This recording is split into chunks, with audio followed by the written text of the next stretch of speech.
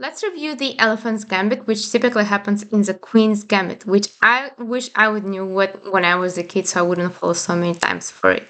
So we start with d4, d5. c4 is putting some pressure on the pawn on c5, d5, which is very typical. We continue with e6. There's another move like c6. There's also queen's gambit accepted, which is d takes d4, which I typically do not suggest, but everyone has different preferences. So after e6, knight to c3, putting more pressure on developing. Knight to f6. Typically in that position, black's goal is to really castle really quick to develop their kingside pieces and then switch to their queenside piece. So after knight to f6, we defend d5. After bishop to g5, there is the idea to pin this knight and queen, so maybe eventually to gain this pawn on d5. Again, black has a couple of options: bishop to e7, there is d takes c4, there is c6 on the way here, as well as knight to d7.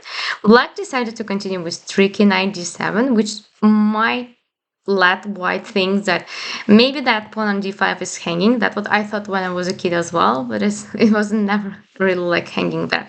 So after white decided to take this free pawn on d5, we continue with e takes d5. Now bishop is still pinning this knight and a queen, and it might seem that yes, white is ready to take that pawn on d5, but what actually is going to happen next?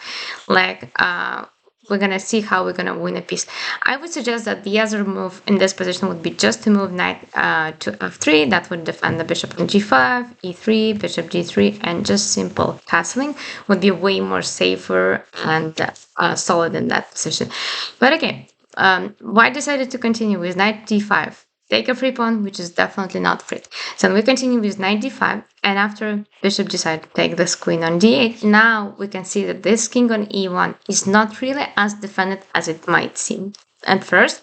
So, and there is no way to block upcoming checks. King is not castled, king is not safe. So after bishop to b4, there's only one way to stop. Yes, it's queen to g2. And what next? Now we can see that we're just gonna gain free queen. I also suggest get the queen right away. If you see that you can capture a free piece, such as the queen under the rook, do not wait another move. After 1-2 moves, positions will be very different, and then you will be late with capturing that free piece. So after bishop d2, king d2, we just continue with capturing all the free pieces, and now we can compare. White has the knight and the bishop, and we have two knights and a bishop right now. So black is up a knight in this position.